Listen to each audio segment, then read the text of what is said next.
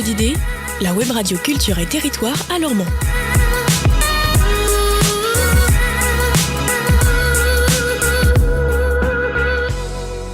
Bonjour à tous nos auditeurs pour cette nouvelle émission. Alors moi c'est Sine, je participe et j'anime donc cette émission qui se nomme la Revue Artistique avec un principe simple, une émission bimensuelle où toutes les 2 semaines se réunissent plusieurs artistes et passionnés d'art autour d'une même table.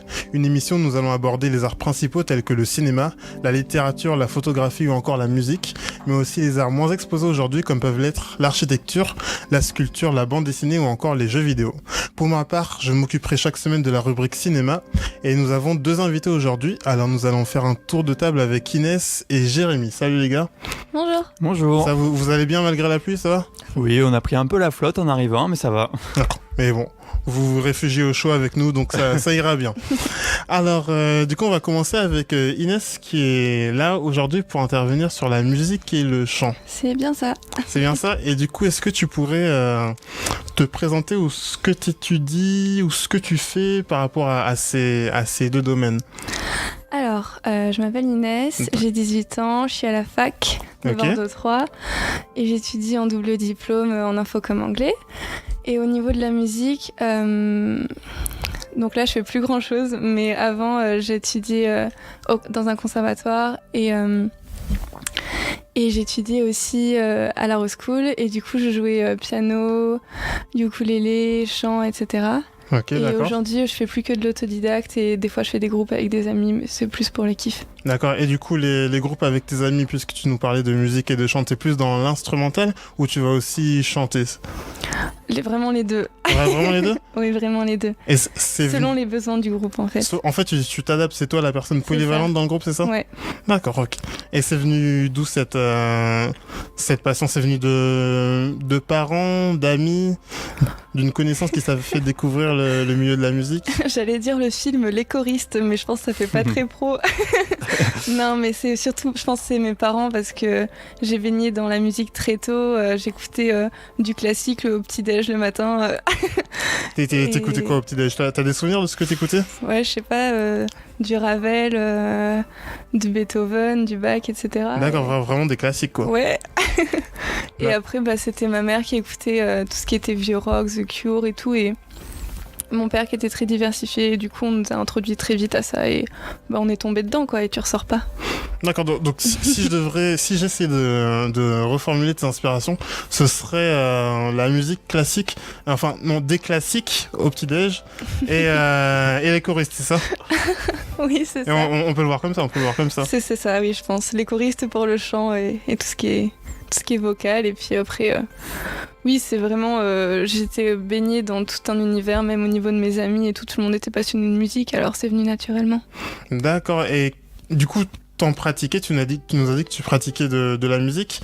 Et est-ce que t'en pratiques plus ou moins qu'avant ? Est-ce que ton regard a changé puisque maintenant t'es dans un groupe, t'es plus dans le cadre familial ou avec tes amis ? Enfin, t'en pratiques pas de la même façon qu'avant si je te comprends bien. Si tu veux, en fait, j'avais un peu double diplôme, ça se retrouve. J'avais un peu deux chemins. J'ai vu le classique dans un conservatoire, un peu mode tu fais ça, tu suis la partition, etc. Et à côté, j'étais dans une rock school. Et du coup, je jouais là plus en groupe et tout. T'apprends sur le tas avec les gens. Donc au final, maintenant. Je joue toujours en groupe, mais ça me change pas tellement de la rock school et de tout ce que j'avais appris avant. Donc ça me change pas. Si je te réponds à ta question. Ouais, tu réponds à ma question. Et quand tu dis que tu joues en groupe, du coup, est-ce que tu as un instrument de prédilection, un instrument particulier que tu affectionnes, ou au contraire, tu vas apprécier un peu de tout, ou en apprécier plusieurs ?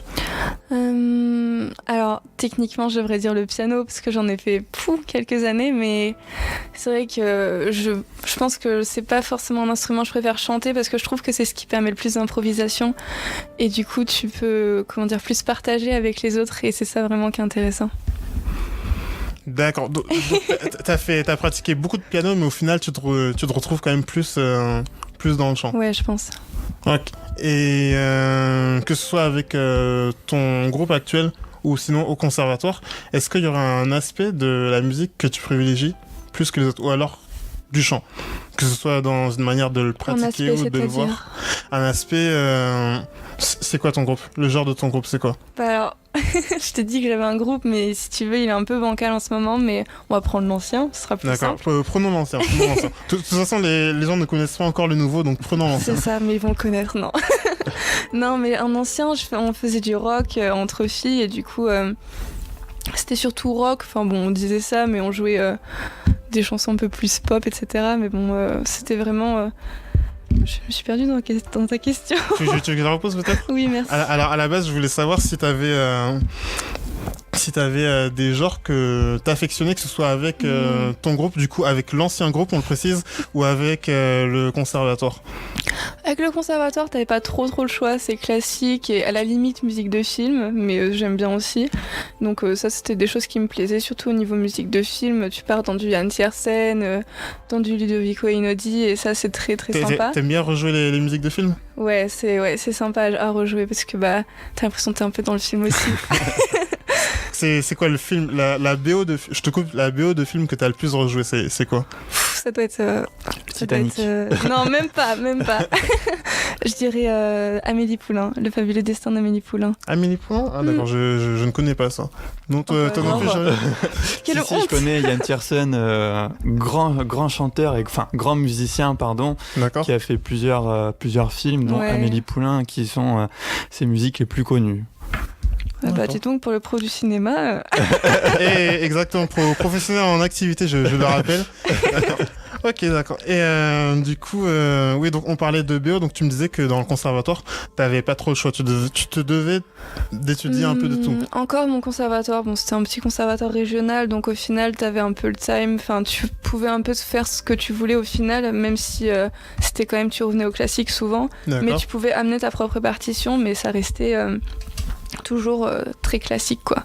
Enfin, très encadré. C'est ça, très strict. Genre, tu pouvais pas étaler ton art, ou en tout cas te diversifier dans d'autres genres. Non, tu pouvais pas improviser, etc. Tu suis la partition. Ça, c'est ce qui m'a embêtée, et du coup, j'étais contente d'aller plutôt vers le rock, la house school, etc. Et donc là, on pouvait improviser, faire des petits solos, et puis etc.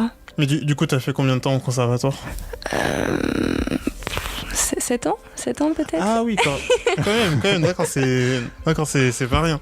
Et du coup, parallèlement à ça, dans ton groupe, c'était un mélange de rock et de pop? Ouais, je dirais ça, pop-rock, ouais. C'est quoi qui décrit... c'est quoi qui distingue le rock et la pop des autres genres? Si on devait énumérer les différences entre le rock et la musique classique, par exemple, ça serait quoi? Entre le rock et la musique classique. C'est ça, je prends deux exemples assez à l'opposé, ça va. Déjà, dans la musique classique, il n'y a pas de guitare électrique, ou alors j'ai mal écouté Beethoven, mais il n'y a pas de guitare électrique dans la musique classique, et puis généralement, il n'y a pas de paroles en anglais. C'est quoi que tu veux que je te dise? Je optimise un peu ce qui... Ce que moi, je ressens... voilà, ce qui distingue... ce qui distingue les pratiquants du rock d'autres pratiques musicales, ou en tout cas l'esprit qui baigne dans le rock. Ah oui, d'accord. Ah bah déjà le rock, c'est... En dehors des clichés. Ok, tout de suite, ça va être compliqué. Non, le rock, c'est la musique à laquelle tu reviens à 4h du mat parce que t'as écouté plein de genres, et finalement le rock, c'est toujours... le genre où tu vas pouvoir apprécier, t'éclater, sans forcément que ça gueule, etc. Pour moi, l'esprit du rock, c'est vraiment... comment dire, c'est quand tu danses dans ton salon à 3h du mat parce que la musique, elle est vraiment trop cool, et tu peux pas t'empêcher de bouger. Pour moi, c'est la seule musique qui va faire cet esprit vraiment... où on s'éclate comme ça. Genre, on se défoule. C'est ça. Okay. Après, il y a tout ce qui est hard rock, etc., hardcore, mais pour moi, c'est pas le même type de... Il y a moins de joie, c'est plus de l'énergie à revendre. À revendre, ouais. D'accord. Alors que dans le rock, c'est vraiment de la joie. Et soit c'est moi qui comprends mal, mais tu me parles de 3h et 4h du matin, c'est une musique que t'écoutes en fin de soirée ou c'est... Je l'écoute tout le temps, mais c'est vrai que des fois je peux me faire des nuits où je vais écouter plein de musique, et puis finalement après être partie dans le hip-hop ou dans le classique, etc. Tu vas revenir au Je vais revenir au rock, ouais, parce que c'est le truc qui vraiment fait danser, et qui... t'es là, ouais, c'est le bon genre, tu vois. Je pense que le rock, c'est indémodable en fait. Depuis le début du rock, même si aujourd'hui tu as 15-20 ans, tu vas encore écouter du rock qu'il y avait il y a 30-40 ans. Je pense que on l'a vu avec Johnny Hallyday, là, ça traverse toutes les générations, le rock. Donc, tu peux être genre le petit quartier qui a 15 ans, 20 ans, tu auras toujours 1 ou 2 morceaux de rock dans ton MP3 si tu veux. D'accord. Ouais, je suis d'accord avec ça. Ouais. Franchement, je suis d'accord avec cet esprit. Mais c'est que c'est difficile les questions que tu demandes. C'est difficile de cerner l'esprit d'un genre. Tout le monde le vit différemment. Je pense qu'avant, il y avait beaucoup plus de clichés par rapport aux différents styles de musique, que ce soit au niveau du rock, classique, etc. Il y avait beaucoup plus de clichés avant. Et vu que maintenant, tous les styles de musique sont pas semblables, mais ont tous des liens, si tu veux. Ouais. C'est moins cliché, c'est moins différencié des uns et des autres, je pense.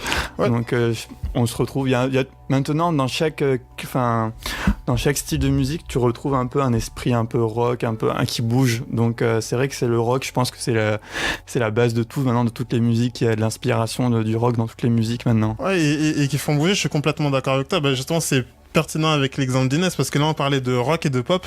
En fait, là même il y a déjà un mélange de 2 genres différents où plusieurs personnes peuvent s'y retrouver finalement. Parce que c'est vrai que maintenant on parle beaucoup de rock et justement les anciens râlent un peu après ça, parce que pour eux le rock d'aujourd'hui c'était pas le rock d'avant.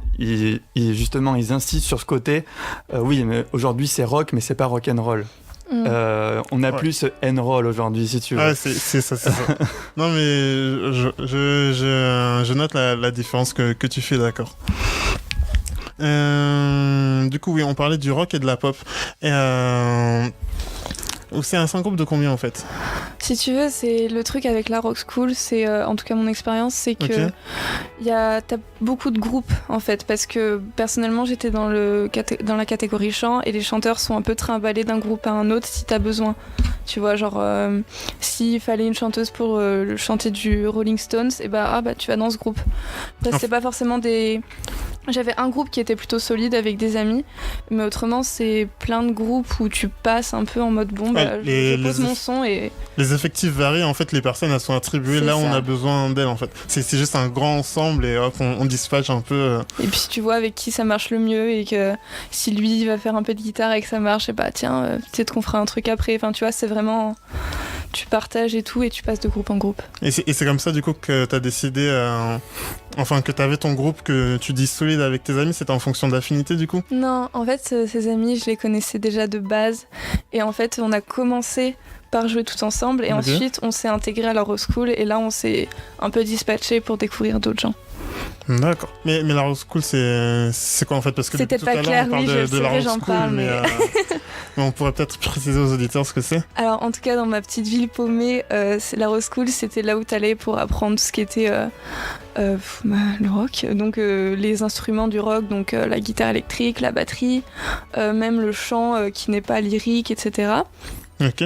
Et après en fait t'avais des cours et en parallèle t'avais des ateliers où tu créais et où tu répétais des morceaux, souvent c'était des reprises et tu les répétais, genre s'il y a un première année de basse il va être mis avec un groupe de première année, batterie, chant, etc. Et du coup à la fin tu répètes tout ça, tu t'améliores puisque tu répètes avec des gens et à la fin ça donnait des petits spectacles comme ça qu'on faisait pour voir comment ça avance. Sur scène ? D'accord, et ça c'est une école... du coup, est-ce qu'on peut résumer ça comme une école de rock ou pas ? Ouais, littéralement, c'est ça la rock school. Et c'est une école basée où du coup ? Alors, où est basée, si elle existe encore d'ailleurs ? Ah oui, elle est toujours là, elle va bien, c'est à Rochefort. Mais je crois qu'il y en a une à Bordeaux. Alors du coup, j'ai une question. Il me semble bien. Où est Rochefort ? Alors, tu m'offenses. Non, Rochefort, c'est à 30 km de La Rochelle. D'accord, c'est... Ça parle à quelqu'un ? Ok. Ça, on connaît La Rochelle. Oui. Ça, on se débrouille. D'accord. Du coup, on parlait de rock et de pop. Est-ce que tu aurais d'autres secrets ou d'autres anecdotes ? D'autres secrets. ou d'autres anecdotes, peut-être.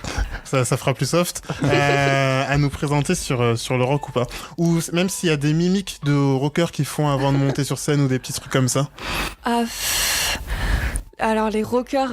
Un truc que vous faites contre rockers, s'il y en a un. Bah alors déjà, rock c'est compliqué. Non, je vois Laura qui fait semblant de boire. Ah d'accord. Non, mais on avait dit sans rentrer dans les clichés. Entre rockers c'est compliqué parce que je parle de ça, mais on avait quoi 13-14 ans maxi, et du coup bon c'était pas non plus les gros rockers t'as pas être déchaîné qui se plantent de l'héroïne avant de monter sur scène, tu vois, c'était pas... Non, à 13 ans ça ferait... Non, mais ça va faire très cliché, mais alors nous, avant de monter sur scène, écoute, on s'est chauffé la voix, on se faisait des petits câlins, et puis on s'est dit, allez, ça va y aller. Ah, des câlins, j'aurais peut-être... Ça dépendait lesquels, Yanis va se mettre au rock. Les chanteuses... Comment t'as deviné? Les chanteuses surtout, mais après les mecs, non, nous on n'a pas le stress et tout, tu parles. D'accord. Bon mais merci, du coup moi demain je sais où je suis à Rochefort demain. Pour avoir des câlins, vous me retrouverez à 30 km de La Rochelle. Et du coup merci Inès pour cette intervention. Et donc maintenant vous saurez qu'il y a la Rock School qui est présente à Rochefort, donc il existe des écoles de rock où vous pouvez apprendre tout de A à Z, autant les instruments que la manière de chanter. Oui, c'est ça, oui. Tu peux avoir des cours de chant, etc. Alors comment placer ta voix, comment savoir où tu vas improviser, et puis surtout, le plus important dans la Rock School, c'est vraiment jouer ensemble. D'accord, c'était une belle parole de fin, ça. C'était vraiment une belle parole de fin. Je crois qu'on va la garder. Je crois qu'on va la garder. Alors, du coup, on va passer avec toi, Jérémy. Du coup, Jérémy, aujourd'hui, tu vas nous parler de photographie, c'est bien ça? Exactement, c'est ça. D'accord. Alors, est-ce que tu pourrais, similairement à Inès, un peu te présenter et nous dire ce que tu fais ou ce que tu étudies par rapport au domaine de la photographie? D'accord, donc du coup, moi, c'est Jérémy. Je viens d'un petit bled, je viens de Brive-la-Gaillarde en Corrèze. D'accord. Donc c'est pire que Rochefort. Précise où est Brive-la-Gaillarde pour ceux qui ne savent pas. En Corrèze, et Corrèze c'est dans le Limousin. Mais c'est une région très agréable. Et donc du coup, je suis arrivé sur Bordeaux il y a 3 ans pour mes études. Okay. J'ai fait un DUT Infocom en publicité. Et donc j'ai toujours baigné dans le milieu de la communication, si tu veux, mais jamais dans un domaine en particulier. J'ai fait de l'événementiel, j'aimais beaucoup organiser des événements avec mes amis, etc. J'ai fait de la radio aussi. Okay. Vu que j'étais baigné dans le milieu du sport aussi, vu que Brive c'est une ville de rugby, j'ai commencé à 17 ans en tant que consultant sportif sur une radio locale de ma région qui s'appelait Radio Val-et-Vézère. Ah donc la radio c'est pas nouveau pour toi quoi? Non, voilà. Et donc du coup, je commentais les matchs du club de la région, donc le CAB. Okay. Et donc voilà, c'est un milieu que j'ai apprécié, qui était très plaisant, mais du coup j'ai dû arrêter quand je suis arrivé sur Bordeaux parce que je pouvais pas faire les trajets tous les week-ends pour aller commenter les matchs. D'accord, donc là plus de côté radiophonique. Voilà, j'ai arrêté la radio il y a 2-3 ans. Ok. Et donc j'essaie de retrouver une radio quand je suis arrivé sur Bordeaux, mais vu que j'étais orienté plus vers le côté publicité, plus le côté community management, j'ai décidé de mettre la radio un peu de côté. Et donc du coup, j'ai fait 2 ans d'Infocom. Ensuite, je suis parti à Amos, qui est une école de commerce spécialisée dans le sport, qui est une école privée qui se situe à Bordeaux, mais il y en a plusieurs en France. Et donc, si tu veux, c'est une école qui t'apprend à avoir un peu tous les milieux de l'aspect sportif dans un club, comment ça se passe au niveau de la direction, au niveau de la communication, au niveau de l'événementiel, dans le but de te former à être un vrai professionnel dans le milieu sportif. Donc à ce moment-là, tu étais intéressé par l'événementiel et le sportif. Voilà, je me suis cherché un peu, etc. D'accord. Et donc, pour venir à la photo, si tu veux, je me suis trouvé une passion qui est l'urbex, qui est en fait c'est un diminutif de exploration urbaine, si tu veux. C'est la visite. Ça correspond à quoi du coup? C'est la visite de lieux abandonnés, si tu veux. C'est des lieux qui sont en friche, qui sont abandonnés. Et donc le but c'est de prendre ta petite caméra, ton petit appareil photo et d'aller visiter ces lieux qui sont un peu cachés en France. Enfin, ça se fait partout dans le monde entier, ça se fait. Mais du coup, c'est venu comment? C'est un jour, t'as vu un lieu abandonné et tu t'es dit, faut que je capture l'instant présent? Si tu veux, ouais, j'ai vu 2-3 photos qui sont passées sur Instagram. J'en avais brièvement entendu parler. Ok. Et donc j'ai vu un lieu abandonné sur Bordeaux. Et j'ai dit tiens, ça serait bien d'y aller prendre quelques photos comme ça. Ouais. Et donc, t'avais déjà un appareil à l'époque ou c'était non, j'avais mon iPhone et puis voilà. Et il y avait un groupe d'amis, qui sont maintenant des amis, qui faisaient beaucoup d'urbex sur Bordeaux, qui avaient créé un groupe Instagram qui s'appelait Urbex Session. Et donc j'aimais beaucoup ce qu'ils faisaient, j'aimais beaucoup les lieux qu'ils visitaient. Et je me suis dit, ça serait sympa d'aller avec ce groupe pour visiter d'autres lieux abandonnés. Et donc c'est là que je me suis pris de passion pour la photo avec ces autres personnes qui, eux, avaient fait de la photo depuis quelques années déjà. Et donc j'ai dit, tiens, faut que j'achète mon premier appareil. Au début, c'est un frein, l'achat d'un appareil. Mais je me suis dit, il le faut, parce que c'est vraiment ça me plaît vraiment. Il y a une atmosphère qui ressort de ces lieux et j'aimerais bien la décrire et la montrer aux autres personnes. Et donc du coup, c'est comme ça que j'ai commencé la photo, si tu veux. D'accord. Et aujourd'hui, est-ce que tu travailles du coup avec ces mêmes personnes qui sont devenues des amis? Ou est-ce que tu travailles plus en solo dans le milieu de la photographie du coup? Alors j'ai toujours été un peu solitaire dans ma manière de penser, de travailler, etc. Parce que j'aimais bien faire les choses à ma façon, si tu veux. Mais oui, je suis toujours en contact avec ces personnes. Et donc maintenant, avant, je faisais de l'urbex, je faisais beaucoup de photos d'architecture, de paysages, etc. J'ai commencé par le noir et blanc, parce que j'aimais beaucoup l'atmosphère qu'il en ressortait. Et un jour, j'ai une amie photographe avec qui je faisais de l'urbex qui devait shooter une créatrice bordelaise de vêtements. Et donc, elle devait shooter cette personne. Et donc, elle m'appelle, elle me fait « Écoute, je devais shooter telle personne, mais je peux pas me rendre à ce rendez-vous. Est-ce que tu peux la shooter à ma place ?» Ouais, ça fait un peu bizarre de dire la shooter à ma place. Ce n'est pas une émission moins de 18. Vas-y, continue, Jérémy. Et donc je dis oui, pas de souci, mais j'avais jamais fait de photos de portrait avant. Donc pour dépanner, je dis oui, il y a pas de souci. Donc j'ai pris rendez-vous avec cette personne, on a shooté à différents lieux, etc. Et donc cette personne, il se trouve que cette personne a bien aimé le shooting qu'elle avait fait avec moi, et donc elle m'a donné d'autres rendez-vous pour faire des shootings photos. Et il se trouve que je me suis pris de passion pour la photo de portrait, la photo de couleur aussi. Et du coup, depuis, j'ai essayé de trouver d'autres modèles, ou c'est des modèles qui sont venus à moi, pour faire différents shootings photos. Et donc, si tu veux, j'ai gardé cet aspect photo de portrait, mais aussi j'ai voulu garder cet aspect découverte de nouveaux lieux, de nouveaux endroits un peu originaux. L'aspect que tu avais découvert avec l'urbex, etc. D'accord. Et donc maintenant, si tu veux, ce que je fais à chaque fois que je fais un shooting photo, c'est de trouver un lieu différent qui change de l'ordinaire, qu'on n'a pas l'habitude de voir. Et donc du coup de faire des shootings photos avec différents modèles qui correspondent plus ou moins à ces lieux et à ces univers. D'accord. Et du coup, je reprends un peu ce que tu as dit, et du coup le côté événementiel sportif, tu l'as complètement délaissé au profit de la photographie actuellement? Du coup oui, parce que après moi... il est toujours dans un coin de ta tête? C'est toujours dans un coin de ma tête, mais je pense pas que je vais m'orienter vers ça dans l'avenir, parce que c'est... l'événementiel, la communication, c'est bien. Mais si tu veux, moi, dans ma manière de faire, etc., en fait, il faut que tout aille vite. L'événementiel, t'as toujours des personnes qui arrivent à la bourre, qui sont en retard, ou qui font pas les choses comme il faut, ou t'es dépendant des autres personnes, etc. Ouais. Et tu voulais être indépendant, Et moi, je voulais être indépendant, je voulais faire c'est pas que j'aime pas travailler avec les gens, mais j'aime bien avoir ma manière de penser, de travailler. Et donc, j'ai les choses en tête, et c'est dur de les décrire aux autres personnes parce que je l'ai vraiment dans ma tête. Du coup, il faut que tu les appliques toi-même. Voilà, c'est ça. Je comprends. Et du coup, donc, tu nous parlais de ce côté un peu urbex dans la découverte de lieux inconnus. Et quand tu vas faire des shootings, du coup, ça va se passer comment tu vas aller avec ton modèle chercher un nouveau lieu que tu n'as jamais pris en photo? Alors non, je vais pas y aller avec mon modèle. Ça se passe comment? Imaginons, tu fais un shooting là, ça se passe comment? Et comment tu vas réussir à découvrir un nouveau lieu? Si tu veux, en dehors des shootings, je suis quelqu'un qui est très curieux et qui me promène beaucoup dans Bordeaux, parce que pour l'instant j'ai pas moyen de locomotion d'aller en dehors de Bordeaux. D'accord. Mais si tu veux, quand je vais à un endroit fixe, je passe jamais par le même endroit. Je suis toujours obligé de passer par une ruelle ou une rue dans laquelle je ne suis jamais passé, si tu veux. Et donc c'est là que tu découvres les merveilles de Bordeaux. En fait, chaque jour tu découvres quelque chose, une petite boutique ou un petit endroit où tu n'étais jamais passé devant ou auquel tu étais déjà passé devant mais tu n'avais jamais fait attention, et tu as toujours des détails comme ça que tu aperçois.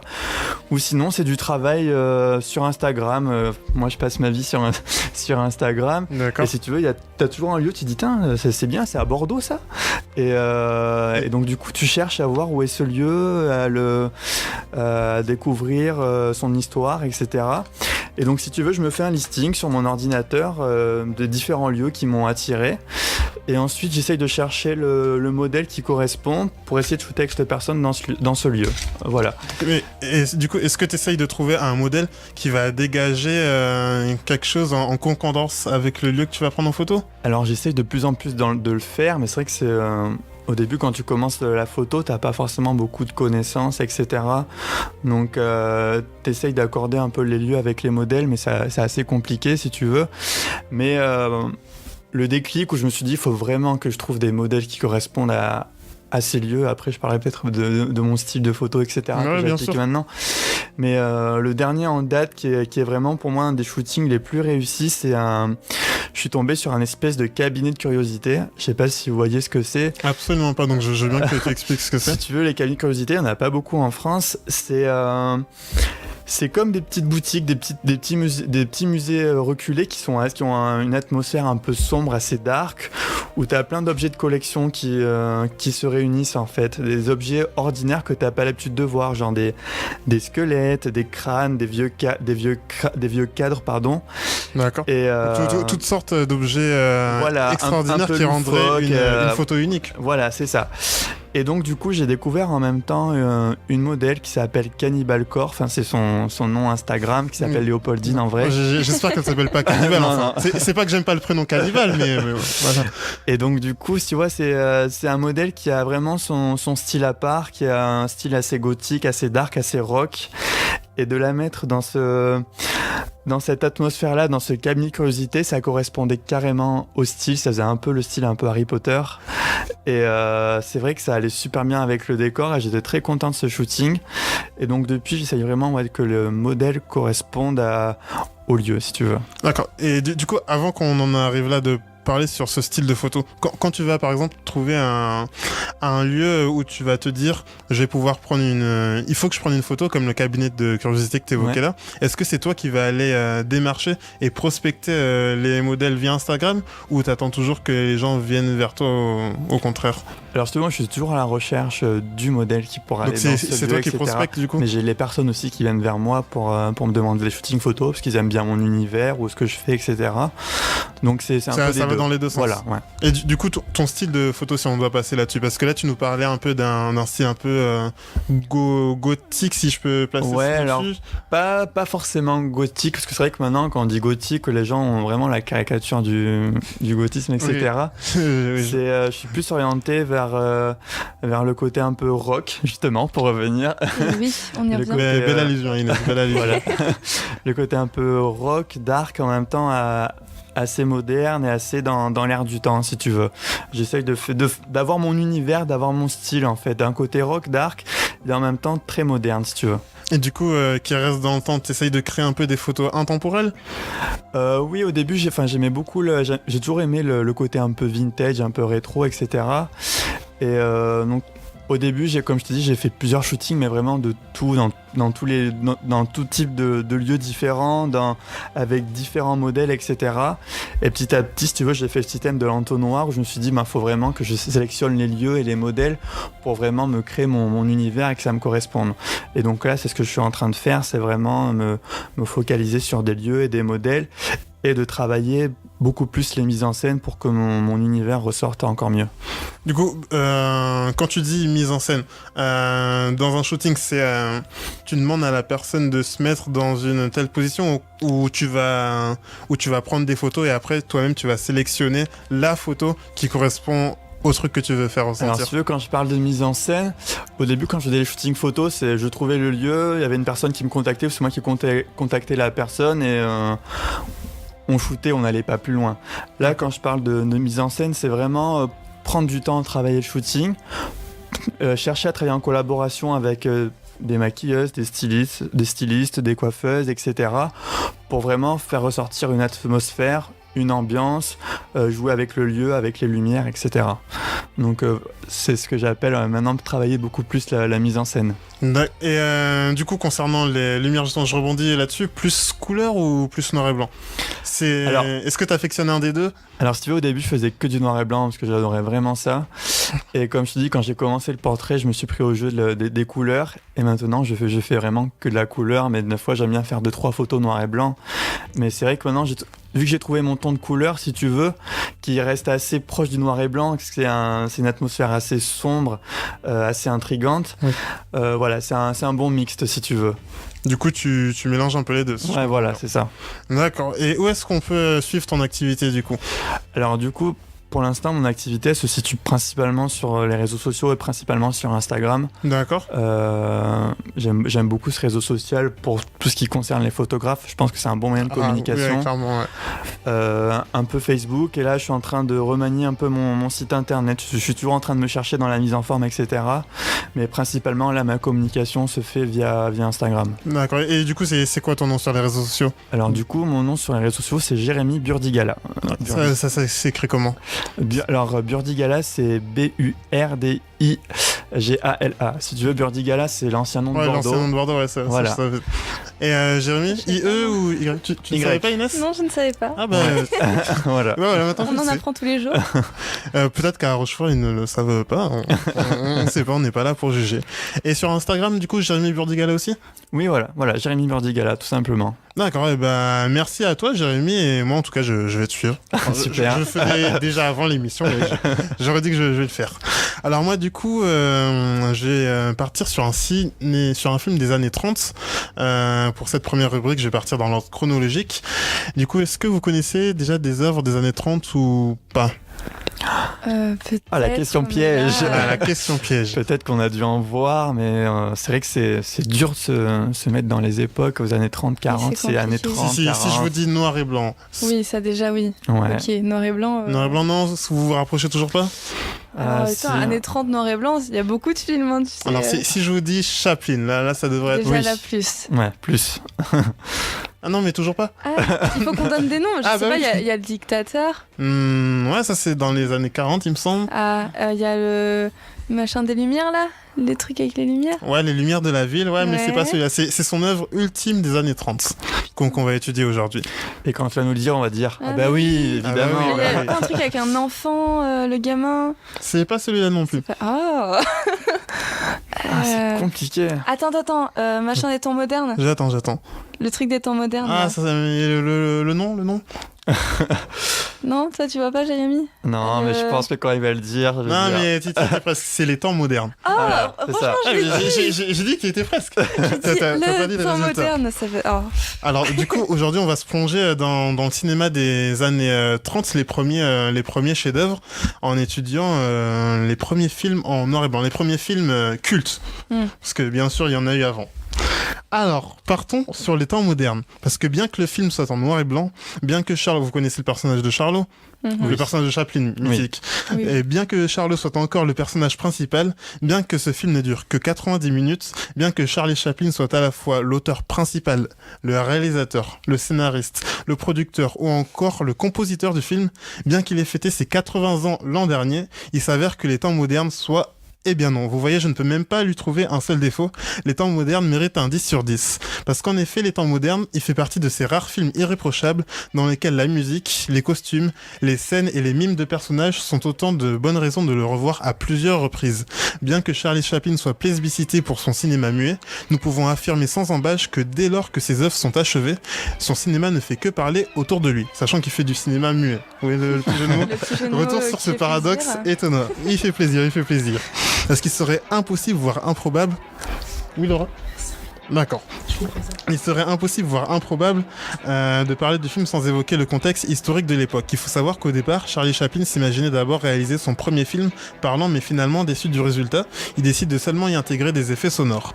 Ainsi, Les Temps modernes, sorti en 1936, est le dernier film muet de Chaplin. Ce film est souvent perçu comme l'une des plus grandes réussites cinématographiques du célèbre cinéaste, mais également un film de transition vers le cinéma parlant que va rejoindre Chaplin avec son film suivant, Le Dictateur, 4 ans plus tard, donc en 1940. Tu n'étais pas loin.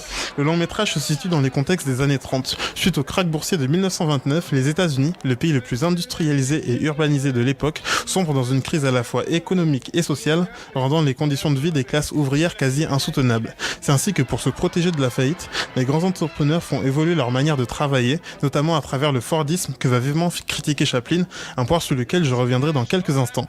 Et c'est justement dans ce monde industriel, toujours à l'affût des nouvelles technologies, que nous allons retrouver Charlot, simple ouvrier interprété par Chaplin. C'est dans ce long métrage que Chaplin revêtit pour la dernière fois son costume, personnage culte créé par l'artiste britannique, notamment caractérisé par son imprévisibilité, sa maladresse, son astuce, mais surtout par ses nombreux gags à n'en plus finir. Nous suivrons donc ses péripéties et celles d'une jeune orpheline qu'il rencontrera pendant 1h30. Des aventures qui, bien qu'elles soient amusantes et distrayantes à la fois, ne manquent pas de suivre la ligne de conduite de Chaplin tout au long du film, à savoir un réquisitoire complet de l'usage des machines industrielles et de ses conséquences. Concernant le jeu d'acteur, difficile d'émettre la moindre critique en ce qui concerne Chaplin, qui comme d'habitude nous étonne toujours avec son interprétation de Charlot et ses talents remarquables de mime.